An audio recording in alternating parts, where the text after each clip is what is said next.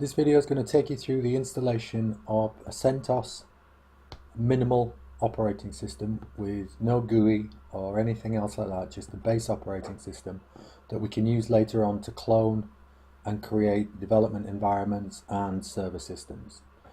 For those of you that aren't familiar with VirtualBox, it's basically like a virtual PC in which you can add processors and memory, graphics cards, hard drives, audio drivers, network cards, USB controllers, and you can set those up as if we're dealing with a real machine. So let's go ahead and create a Centos minimal installation. Okay, so we'll select new, we'll give it a name, call it Centos minimal, or min will do for short. It's already detected we're going to be using Linux because I've typed in CentOS there, and Red Hat 64-bit. If you have a 32-bit operating system as your main host, then you're going to need to use 32-bit versions of this and 32-bit versions of the ISO file. Right, next. This is memory, so let's give our machine a bit of memory. I won't need that much, but I'm going to give it 4 gig. Just something to point out at the orange and the red bars here. If you put your memory slider up into those, then you're at risk of slowing down your host operating system. Okay, hard disk now. This is going to create a virtual hard disk, which is basically a file in the file system. Okay, so we create that, and we can select the hard disk type, which are either for VirtualBox, various other different virtualization platforms, including VMware, but we'll stick with the VirtualBox disk image for now.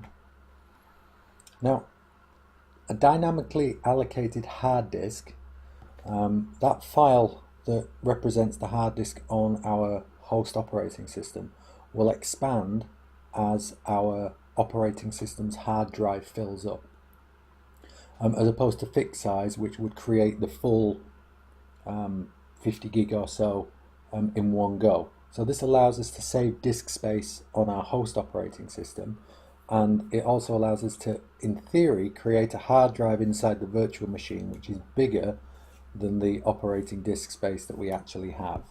But anyway, for now, let's just go ahead and create one with 50 gig in it, which is more than enough. Okay, let's create that, and that's it, then we're done. Okay, let's go tweak a few little things in here. So this is our system. We've got our processor there, so I'll leave it at 1 with a single processor, and our acceleration and virtual interfaces there, fine. Our displays, let's give it a little bit more graphics on there, so that should be fine. We can enable 3D acceleration if we want, but with this particular host not having any graphical interface, it doesn't really need it. So that's fine. Now, our storage, this is the hard drive I was talking about, and as we can see, its virtual size there is 50 gig, but its actual size on the disk is only 2 meg, and that will expand and get bigger as we install stuff. And this is our virtual CD drive. So in here, what I want to do is I want to choose our virtual CD, which in this case is in the form of an ISO disk, which we've downloaded from the internet. And I've got the CentOS 7 x86 64-bit minimal ISO. Again, if you're on a 32-bit machine, make sure you get the 32-bit version. Just select that in there, and we can see that's dropped in there now. Audio settings we can leave for now. Network, we'll leave that on natted, but at some point we might want to add a second or third interface, which we will do later. And we can leave our USB on version 1 for now, and we don't need any shared folders or anything like that. So go ahead and click that. Here's our virtual machine in the list, and then if we just start it in normal mode, and then it will pop up, and here we are. Okay, so we've got two options. We can install CentOS, or we can test the media. I've already tested the media, and I've run it through the MD5s when I downloaded it, so I know the media is pretty good. So let's just go ahead and install it.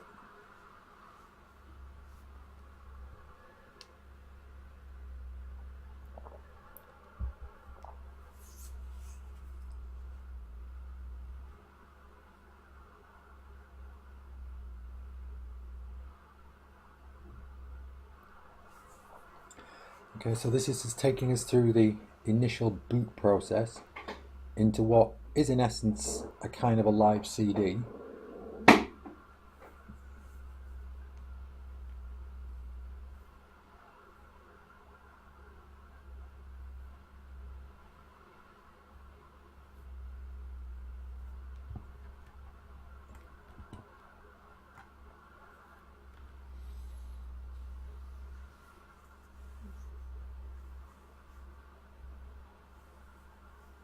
Okay, and here we are. This is our graphical installation environment.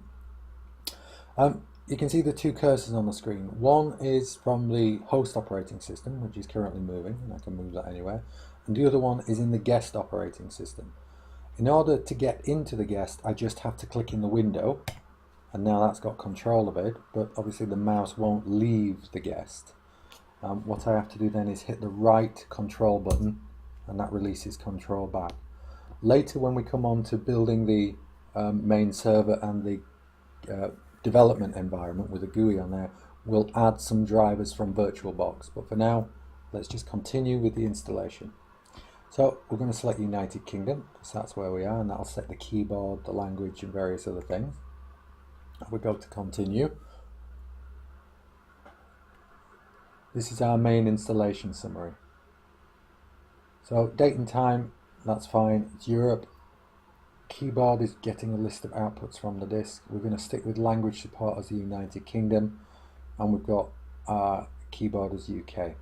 Minimum software selection, and that's the only option we've got because it's the minimal disk. Local media coming off the install source, although we could set up to do a network-based installation if we wished. But for now we'll leave it as it is.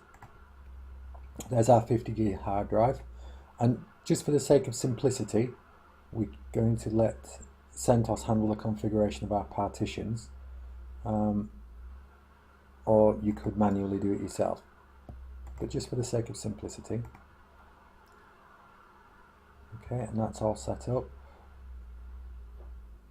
We'll set up our host name now on install, although when we fork and clone this off, we will have to redo that, but this is good.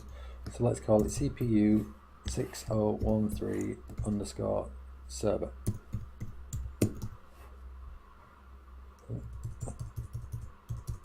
Sorry, CPU 6013 dot server dot dev. Okay, and we'll turn on our network. We don't need to configure that. These network settings are coming from VirtualBox because we've got it set up in NATed mode, which allows us access to the internet. As we can see, it's got my DNS server in there. So let's just apply that. Go back, and that's it, we're done. Now we can click begin installation and let the installation begin. Okay, so while it's installing, which won't take long, it's not a huge install which has to be done here. Let's just set our root password. Now, the root password really should be something complex, but because these are inside a virtual machine on a trusted network, we can leave them as something relatively simple. So for the root one, I'm just going to use super user, which is really bad. In fact, it's so bad that Centos has highlighted that. So if I want to keep it, I have to press done twice. And we're going to create a general user.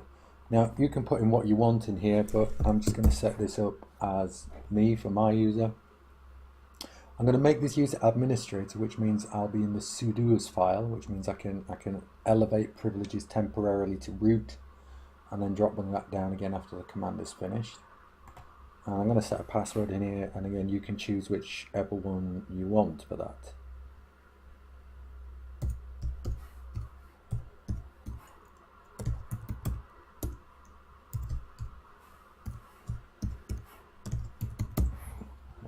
Okay, and we don't need to do anything else with that, so we can click done.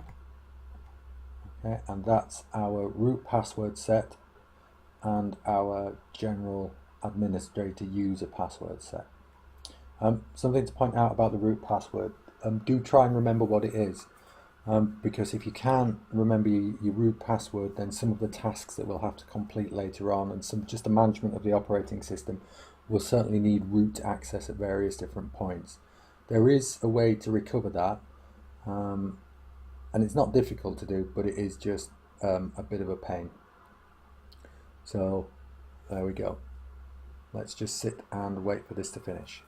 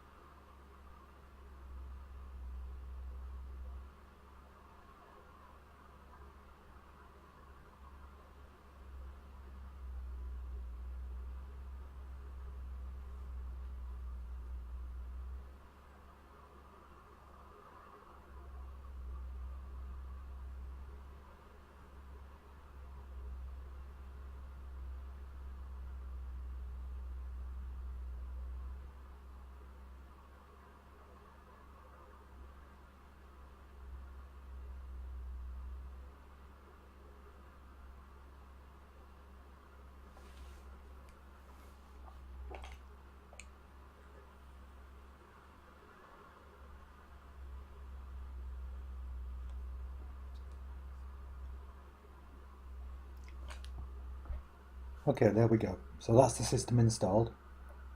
So if we just go ahead and reboot,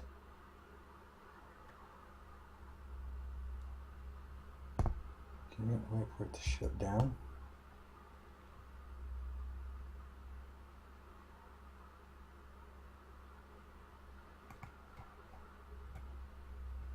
Yep, let's remove the CD from the drive, and here we can see the kernels which has been installed. So we're going to select the top one, and this will boot us into our minimal CentOS operating system. So just a reminder, there's nothing on this, there's no applications that we can use as such as a basic operating system and a kernel. So here we go, let's log in as root, using the password, and there we go, we're in. And we've got our host name, and we'll just check our IP address, okay, which is there, and we'll just see if we can get to the outside world.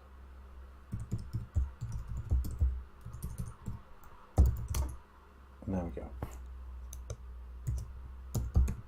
Okay, so that's it, the installation of a basic CentOS operating system, ready to add the software in and clone off to fork our development machines and our server machines.